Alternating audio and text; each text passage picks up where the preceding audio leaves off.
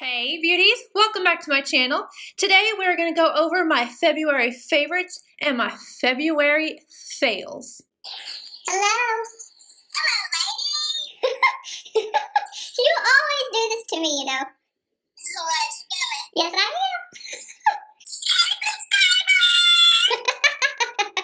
Kelsey knows what I'm about to film, and she just knows. Anywho, let's go ahead and jump into my very first favorite. We're gonna have a little Anastasia ad real quick because I think this is one of the best collections she has ever done. I'm so stoked on this. The Soft Glam palette. Utterly obsessed. This is the perfect go-to palette for me. I have not even put this in the drawer. I have a little station over here that I hold my MAC palette. Let me see. It holds this one, and then it holds my Linda Hallberg face palette. This is now with it as well because I just love this palette so much. I can make dramatic looks. I can make subtle looks. I love it. And the pigmentation is great. There's not a dud shade in this palette. 100% would recommend to everyone. And I have worn her collaboration with Amrezy to death. I am wearing this all the time. I would have it on right now, except for I just filmed a video using the NARS palettes.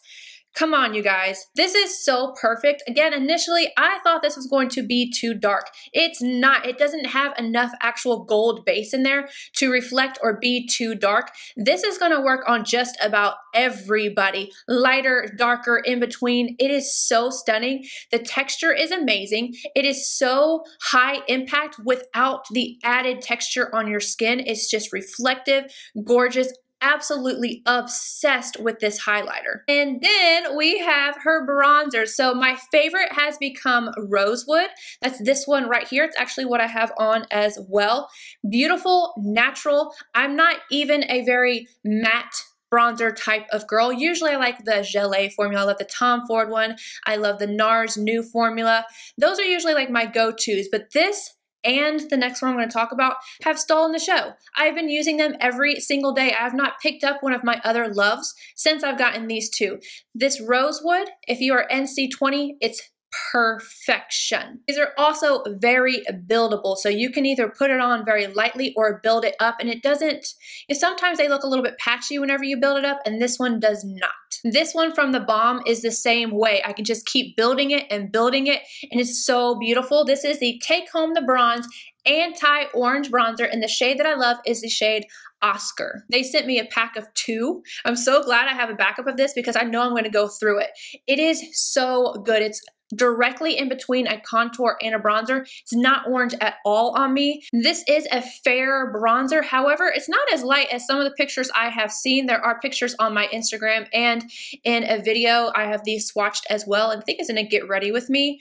This builds up so beautifully. I've been wearing this one and Rosewood non-stop. But this one is very special. The color of this one is super duper special. If you are fair, you will love this bronzer. I feel like it's been quite a while that I have truly fallen head over heels for a blush that hasn't been Chanel or Tom Ford, like one of my usual go-tos. But this, or my NARS Madly, this blush has rocked my world. This is from Jouer. I'm sure you guys have seen it everywhere. It comes in 3 different duos, but the one that I love, and apparently everybody else does as well, is the Adore Blush Duo. So it has 2 in here. I mix them. I just go back and forth with these. We have Adore Me and Hold Me. It is so beautiful. I'm sure you guys have seen in my recent videos, I've just been wearing this and pretty much this and nothing else. The Laneige Sleeping Mask. I don't even know if I'm saying that correctly, but I think that's how you say it. This is everything to me. I am somebody who I have to sleep with something on my lips. And generally speaking, I refuse to apply with my finger, a brush, or anything else. I like something to twist up and goes on my lips. This has changed it for me. I got a larger sample size from Sephora and I absolutely fell in love with it. It's like this one's almost gone, but I've been carrying this around with me.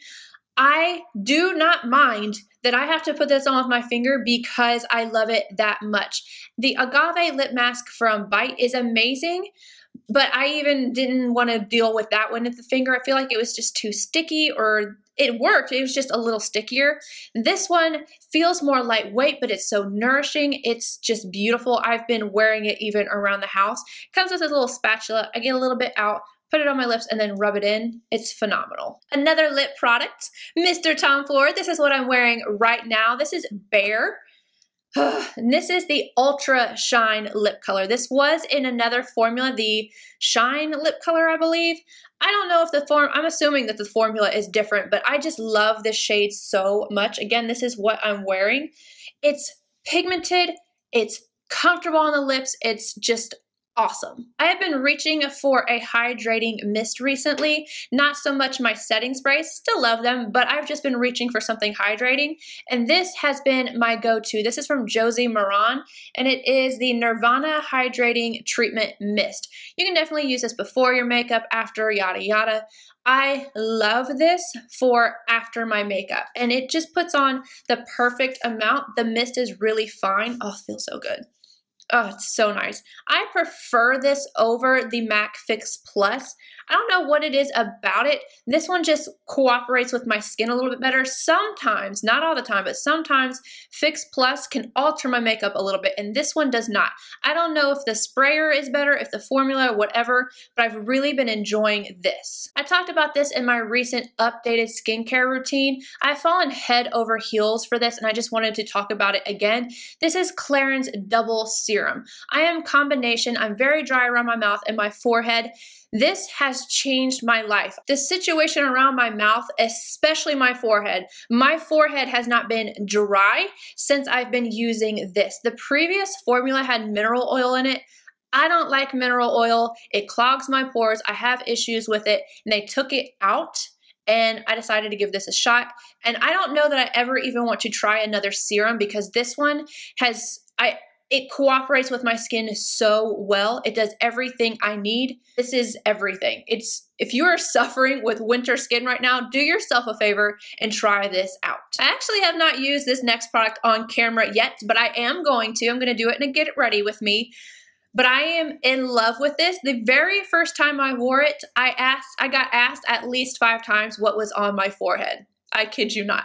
This is from Giorgio Armani, and this is called the Microfill Loose Powder. It's the shade Pink, and whenever you go to order it, I believe it says Highlight. It took me forever to order this because I saw such bad reviews talking about sparkle and, you know, this or that.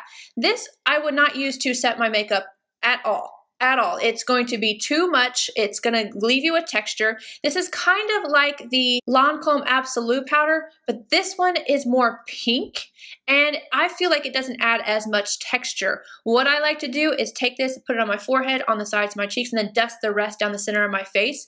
And now my forehead reflects more light, and so does my chin. So I went to Nordstrom. I walked through the doors, and one of my friends was walking out. She goes, "What?" First it was like, "Oh my God, Mel," and then it was, "What's on your forehead?" And it just reflects. She went and bought a powder immediately.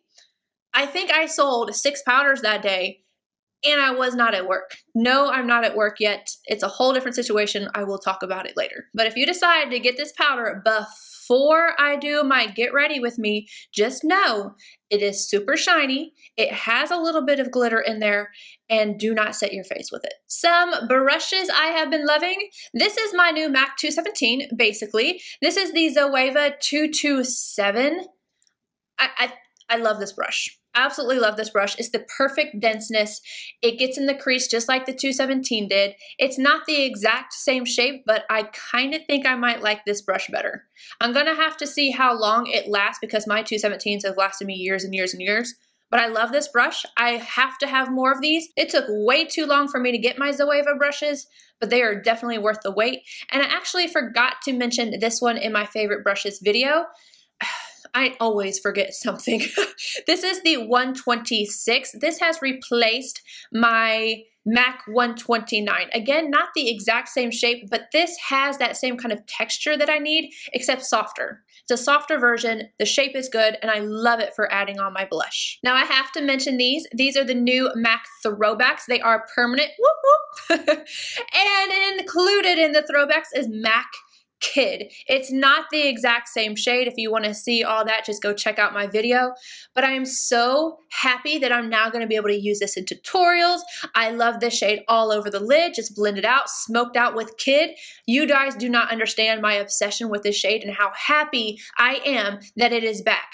Also, no, I can't with this. It's a tongue twister to me. Tita Tint. I think that's correct. I don't know. But this shade right here, it is a perfect balance between an orange and a peach. Beautiful. Definitely get your hands on at least those two shades. Again, I have a video with all of them, so just go check it out. One non-makeup related favorite, and then we'll get into the fails. I bought a new motorcycle, and it has been sunny outside and a little bit warmer, just like random days here and there. I traded in my Harley because my knee is just messed up and I'm not going to be able to really handle that bike anymore with the weight and everything else. So I sucked it up, went down to Ducati and bought a new motorcycle. I got a Ducati Monster R 1200. I will insert a picture of it. Her name is Figaro. We love her, and I'm so happy. She's only got like 450 miles on it now. Had 1 mile on it when I got it. And I can already tell you it's so much easier for me to handle. It's the one thing that I can do is sit down and ride. Like, my knee doesn't love being bent, but it's still at least something I can do. I can't walk around for very long. I can't do pretty much most of the things that I've been able to do in the past. So it's like the one joy for me right now, other than makeup, is that I can get on my bike when it's 70 degrees outside and go for a ride. Just sit and ride. Now for my fails. And the first one is this highly talked about mascara. I am so glad I got the small size. This is the Bad Gal Bang from Benefit. It's not the worst mascara I've ever used in my life, and I keep trying and trying and trying to use it because everyone keeps talking about it. Not sure why they are talking about it, or maybe I am sure, but anyway, I digress. This wand irritates the crap out of me. It's too bendy. Like, I don't like pushing my lashes on this and feel it bend. I don't like it. I feel like it is kind of clumpy, and I don't mind a clumpy mascara. This is a weird wet clump that I don't like. I find it to be kind of irritating. And then the last thing I don't like about it is it's kind of irritating to take off. It's not impossible to take off, but I don't want to have to get out an oil and everything else to get this off my lashes, and it just drives me bonkers. Definitely do not think that this is one of the mascaras I would ever suggest to somebody. And then I decided to return this guy. This is the Marc Jacobs Shameless Foundation. Again, I have a review. I loved this when I first put it on. Color was good, texture was beautiful. I had such high hopes for it. I tried it several times. I tried it after the video, and I just do not enjoy it. I found it to break apart around my nose, around my mouth. No matter what I did, I became shiny. It wasn't even, like, it was long wearing in the sense that it will last about 8 hours. That's it. And even sometimes when I was wearing it, it wouldn't even last that. Finally, I got fed up and I was like, you are going back. Not a 24-hour foundation at all. If that foundation looked like it did at the beginning and then wore well throughout the day, it would have been like a holy grail. But it didn't. Now, this one is not a favorite or a fail, but I wanted to update you guys because I told you I would. I have continued to try out the Cover FX foundation, not so much on camera. I've just been doing it behind the scenes, and I still stick to my video. It's holding up really nicely. I think it's a beautiful foundation. It just doesn't outdo my Dior or my Estee Lauder, but I wanted to let you guys know that I still think that's a good one, and if you wanted to check it out, you should. All right, you guys, that is it for my favorites. I hope you enjoyed this. I'll see you guys in my next one. Let me know down below your favorites and your, oh, I hated it this month. See you guys. Bye.